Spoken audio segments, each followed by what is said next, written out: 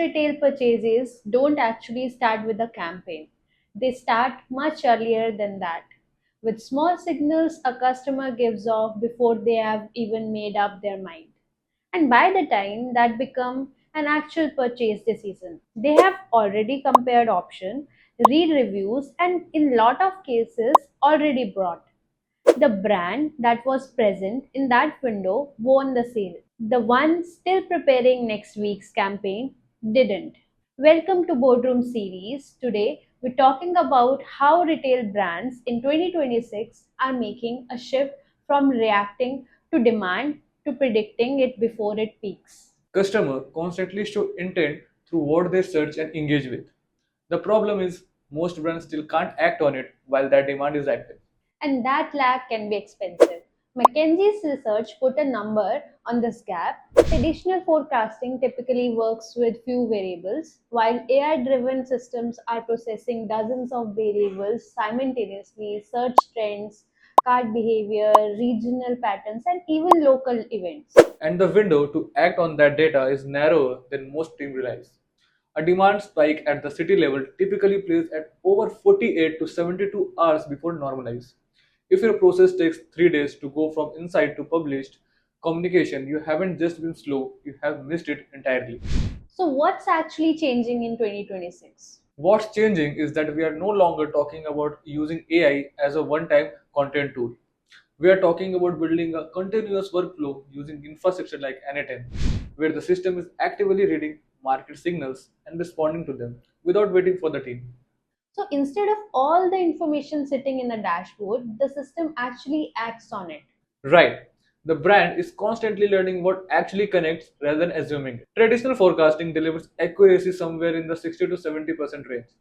AI driven models are hitting 85 to 95%, and they keep improving because they are retraining on real outcomes from every cycle. Brands operating this way are seeing 30 to 45% faster content turnaround and 20 to 35% stronger engagement and up to 25% lower cost per acquisition in several documented cases. When you look at Myntra here, the scale of what this makes possible becomes very clear. Myntra processes over 20 billion data points every month, from browsing history and purchase behavior to search pattern across the app. And the retention side of that is just as significant. After integrating AI personalization at scale, Myntra saw 35% to 40% growth in repeat purchase frequency. And also, Meesho is a different story, but really the same underlying challenge showing up differently. Yes, it is very different context. In FY 2025, Meesho processed over 1.8 billion transactions across 213 million users, with 87% of those users coming from outside India's top 8 cities. Shopping is shaped by regional festivals, local occasions, community triggers that vary significantly state to state, which is why a single centralized campaign approach often misses most of the demand. And that's the principle that applies to any retail brand trying to operate across India's diversity. But all of these only compounds when it's connected. Which is exactly where N10 changes what's possible.